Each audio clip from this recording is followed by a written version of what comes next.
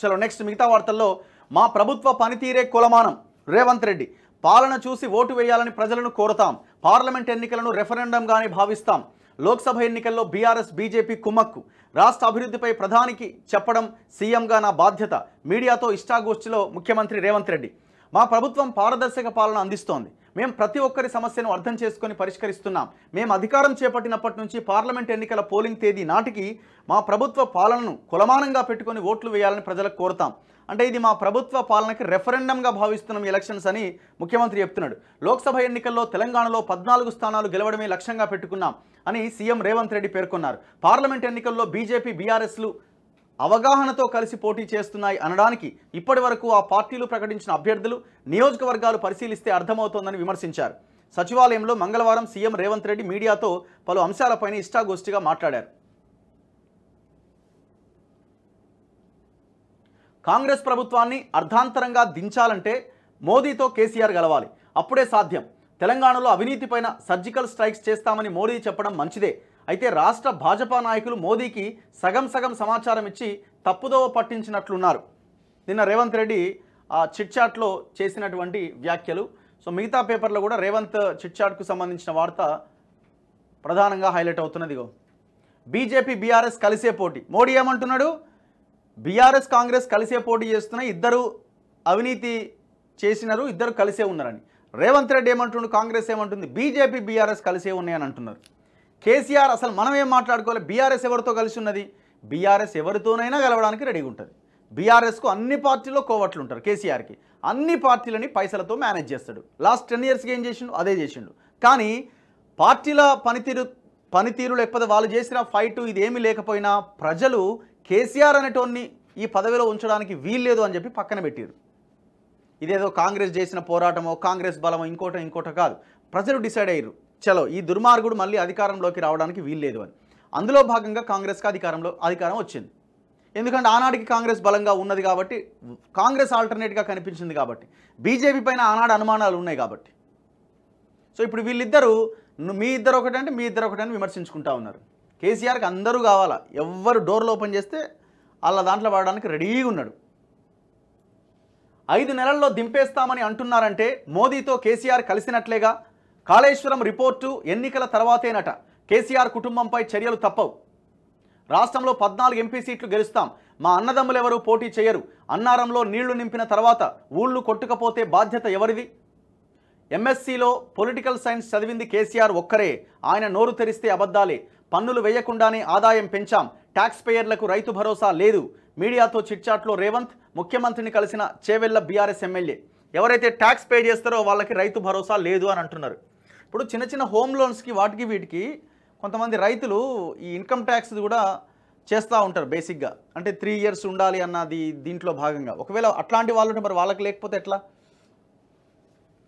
Parliament ఎన్నికల్లో BJP BRS కలిసే పోటీ చేయబోతున్నాయి అందుకే బీజేపీ పోటీ చేసే స్థానాల్లో బీఆర్ఎస్ తమ అభ్యర్థులను ప్రకటించడం లేదు బీజేపీకి వదిలేసిన సీట్లు మినహా మిగతా స్థానాల్లో ప్రకటించింది అని ముఖ్యమంత్రి రేవంత్ రెడ్డి ఆరోపించారు ఇద్దరూ కలిసి పోటీ చేసే యోచన లేకపోతే అందరికంటే ముందుగా చేవెళ్ల ఎంపీ అభ్యర్థిగా రంజిత్ రెడ్డి పేరును చెప్పిన కేసీఆర్ ఇప్పటి వరకు ఆయన్ను ఎందుకు ప్రకటించలేదని ప్రశ్నించారు అసలు మెదక్ అభ్యర్థి ఎవరన్న దాన్ని ఎందుకు చెప్పట్లేదని నిలదీశారు సచివాలయంలోని సమావేశ మందిరంలో ఆయన మీడియాతో మాట్లాడారు ఇష్టాగోష్ఠిగా మాట్లాడారు మా ప్రభుత్వాన్ని 5 నెలల్లో దింపుతామని మాట్లాడుతున్నారంటే మోదీతో కలవాల్సిందే కదా అంటే మోదీతో కేసీఆర్ కలిసినట్టేగా అని వ్యాఖ్యానించారు కాళేశ్వరం రిపోర్టును 4 నెలల్లో ఇస్తామని కమిటీ చెబుతోందని అంటే పార్లమెంట్ ఎన్నికల్లో ఇద్దరూ కలిసి పోటీ చేసిన తర్వాత వచ్చే ఫలితాలు బట్టి రిపోర్ట్ వస్తుందని స్పష్టమవుతోందని వ్యాఖ్యానించారు కాళేశ్వరం విషయంలో కాంగ్రెస్ బీఆర్ఎస్ కుమ్మక్కయ్యాయన్న మోదీ వ్యాఖ్యలపైన సీఎం రేవంత్ స్పందించారు కాళేశ్వరం విషయంలో ఇప్పటికే అధికారులను సస్పెండ్ చేశామని సిట్టింగ్ జడ్జితో విచారణ చేయాలని కోరితే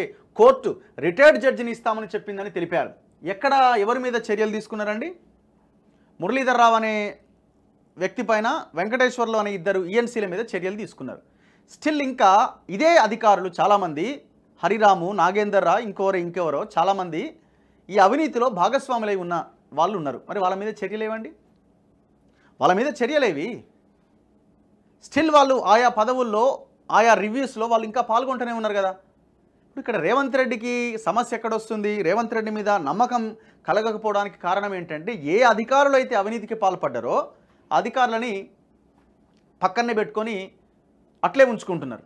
ఇప్పుడు ఆ మురళీధర్ రావుని కూడా ఎప్పుడు తీసేసిరు మీరు? ఎప్పుడు తీసేసిరు మురళీధర్ రావుని? మురళీధర్ రావు అనేటోడు మిమ్మల్ని కేఆర్ఎంబీ ఇష్యూలో ఇరికిచ్చిన తర్వాత మీరు గుర్తించి పక్కన పెట్టారు. మేము ఆన్ ఫస్ట్ డే నుంచి మొత్తుకుంటున్నాం, అరే కోవట్టు కోవట్టు దొంగ దొంగ అని. వినలే మీరు. ఇప్పటికీ చాలామంది అట్లాగే ఆ రిటైర్డ్ ఆఫీసర్ని కంటిన్యూ చేస్తున్నారు. మీరు అవినీతి మీద మేము చర్యలు తీసుకుంటున్నామని మీరు చెప్తున్న మాటని ప్రజలు విశ్వసించట్లేదు, గమనించండి. 1100 మంది అధికారులను గుర్తించిన రిటైర్డ్ ఆఫీసర్లనని శాంతికుమార్ అందరు హెచ్ఓడీలకి లెటర్లు పెట్టి సాయంత్రంలోగా పంపాలి అని చెప్పారు కదా, రిపోర్ట్ వచ్చింది కదా. ఆ 1100 మంది రిటైర్డ్ ఆఫీసర్ల మీద మీరు తీసుకునే చర్యలు ఏంటండి? ఒక్కదానికి సమాధానం చెప్పండి దయచేసి, ఇంకేం అక్కర్లే. జయేష్ రంజన్ ఉన్నాడా లేదా? నవీన్ మిట్టల్, ఏ భూముల కోసమైతే తెలంగాణ భూ పోరాటం జరిగిందో ఒకనాడు, తెలంగాణ సాయుధ రైతాంగ పోరాటం, ఆ తర్వాత జరిగిన మొన్నటి కేసీఆర్ మీద పోరాటం కూడా భూ సమస్యే ప్రధానమైన కారణం. ఈ భూ సమస్యల మీద ఒక మార్పు వస్తుంది, తెలంగాణ ప్రజలకి భూములు ఉండాలి, జాతి సంపద కాపాడాలి అన్న దాంట్లో భాగంగా జనం మిమ్మల్ని ఆ సీట్లో కూర్చోబెడితే ఎవరిని పెట్టారండి అధికారిగా? నవీన్ మిట్టల్ అనే ఒక కరప్టెడ్ ఆఫీసర్ని అక్కడ ఇన్ఛార్జిగా పెట్టి ధరణి పోర్టల్ చూడమని చెప్పినారు. ఎట్లా మిమ్మల్ని నమ్ముతారండి మీరు అవినీతి మీద మాట్లాడితే? మోదీ మాటల్ని ఏ రకంగానైతే కాళేశ్వరం, ఏటీఎం, బీఆర్ఎస్ కాంగ్రెస్ ఒకటే ఈ విషయంలో అని వాళ్ళ పాత్ర, ఆ పార్టీ పాత్ర కూడా ఉన్నప్పటికీ ఆయన మాట్లాడుతుంటే నమ్మట్లేదో, మీ మాటల్ని కూడా అట్లాగే జనం విశ్వసించట్లేదు. ఇవై ఎందుకు అనంటే మీరు తీసుకుంటున్న చర్యలను బట్టి ప్రజలు మిమ్మల్ని నమ్మడానికి రెడీగా లేరు. ఒకసారి మీకు మీరుగా ఆలోచన చేసుకోవాలా. మేము అందరినీ తీసేసిన అధికారులు అంటే ఎక్కడ తీసేసినారు? రేవంత్ రెడ్డి చెప్పాలి, మేము కాళేశ్వరం ప్రాజెక్టు పైన రిపోర్టు వాళ్ళు లేటుకి ఇస్తా అంటున్నారంటే వాళ్ళిద్దరూ కలిసే ఉన్నారని అంటే మరి వై మీరు మేడిగడ్డకి ఎందుకు పరిమితం అవుతున్నారు? మేడిగడ్డ బరాజ్ చూసొచ్చిన మీరు మేడిగడ్డ పంప్ హౌస్ ఎందుకు చూసి రాలే? లక్ష్మీ పంప్ హౌస్ 17 మోటార్లు తుక్కు అయిపోతే జనం సొమ్ము వాడు చేసిన నిర్వాకం కారణంగా వాడు ప్రైవేట్ బౌన్సర్లను పెట్టి అక్కడ సెక్యూరిటీ కాపలా పెట్టి ఎవరిని పోనీయకపోతే స్టిల్ మీ గవర్నమెంట్లో కూడా మెగా కృష్ణారెడ్డి కేవలం 6 పంపులే బిగించినారు, మిగతా 11 పంపులు ఇంకా బిగించలేదన్న అలిగేషన్స్, ఆరోపణలు వస్తూ ఉంటే వై ఎందుకు బరాజ్ మాత్రమే చూస్తారు, పంప్ హౌస్ ఎందుకు చూసిరారు? అన్నారం పోతారు, అన్నారం పంప్ హౌస్ ఎందుకు చూడరు? విచారణ ఎందుకు మొత్తం కాళేశ్వరం మీద జరగదు? మీ అసెంబ్లీ సమావేశాల్లో మీ నోటి నుంచి ఒక్క పదం మల్లన్న సాగర్ అన్న పదం మీ నోటి నుంచి వచ్చిందా? అరే మీకు పొలిటికల్గా అడ్వాంటేజ్ అవుతుంది కరీంనగర్ జిల్లా గురించి మాట్లాడితే, అయినా కూడా మీరు మాట్లాడతలేరు. వై? ఎవ్వరికీ ఈ అవినీతి విచారణ చేయాలన్న చిత్తశుద్ధి లేదు, కేంద్రానికి లేదు, రాష్ట్రానికి లేదు. ఈ జ్యుడిషియల్ ఎంక్వైరీలు ఇవన్నీ కూడా తూతు మంత్రమే.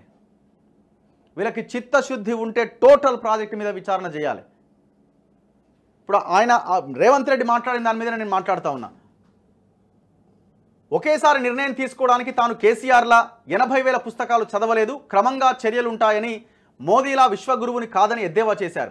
రాష్ట్ర అభివృద్ధి, పలు ప్రాజెక్టుల అంశాలకు సంబంధించి ప్రధానమంత్రికి కేసీఆర్లా చెవిలో చెప్పలేదని బహిరంగంగానే చెప్పానన్నారు. రాష్ట్ర ముఖ్యమంత్రిని అనాథల నుంచి ప్రజాప్రతినిధుల వరకు ఎవరైనా కలవచ్చని రేవంత్ రెడ్డి స్పష్టం చేశారు. సీఎంను ఎమ్మెల్యేలు కలిస్తే తప్పేంటని ప్రశ్నించారు. ఒక సీఎంను ప్రజాప్రతినిధులు స్వేచ్ఛగా కలిసే పరిస్థితి 10 ఏళ్లలో లేకుండా పోయిందని తప్పుపట్టారు. కేసీఆర్ తన విద్యార్హతల విషయంలోనూ పార్లమెంటుకు తప్పుడు పత్రాలు సమర్పించారని తెలిపారు. బీకాంలో ఫిజిక్స్ చదివిన జలీల్ ఖాన్ గురించే అందరికీ తెలుసు, కానీ ఎంఎస్సీలో పొలిటికల్ సైన్స్ చదివిన వ్యక్తిని తాను ఎక్కడా ఎప్పుడూ చూడలేదంటూ కేసీఆర్ను ఉద్దేశించి వ్యాఖ్యానించారు. కేసీఆర్ నోరు తెరిస్తే అబద్ధాలే చెబుతాడు, తన ఇల్లే తన క్యాంప్ ఆఫీస్ అని చెప్పారు. 7, 8 తేదీల్లో కాంగ్రెస్ అభ్యర్థుల తొలి జాబితా విడుదలయ్యే అవకాశం ఉందని, అభ్యర్థులను కేంద్ర పార్టీ నిర్ణయిస్తుందని వెల్లడించారు. తమ అన్నదమ్ముల్లో ఎవరూ లోక్సభ ఎన్నికల్లో పోటీ చేయట్లేదని, తాను కూడా ప్రోత్సహించట్లేదని స్పష్టం చేశారు. బీఎస్పీ రాష్ట్ర అధ్యక్షుడు ఆర్ఎస్ ప్రవీణ్ కుమార్ మంగళవారం కేసీఆర్ను కలవడంపై స్పందించిన సీఎం, రాష్ట్రంలో ఇప్పుడిప్పుడే కొన్ని మబ్బులు తొలగిపోతున్నాయని చెప్పారు. త్వరలో చట్టపరంగా చర్యలు తప్పవు. ఎవరి మీద?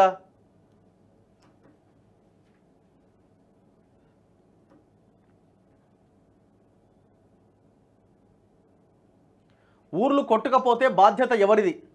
ఏది నీళ్లు నింపమని అడుగుతున్నారు, ఒకవేళ కొట్టుకపోతే బాధ్యత ఎవరిది అని అంటున్నారు. సో ఇట్లా నిన్న చిట్ చాట్కి సంబంధించిన వార్త ప్రధానంగా హైలైట్ అవుతూ ఉన్నది.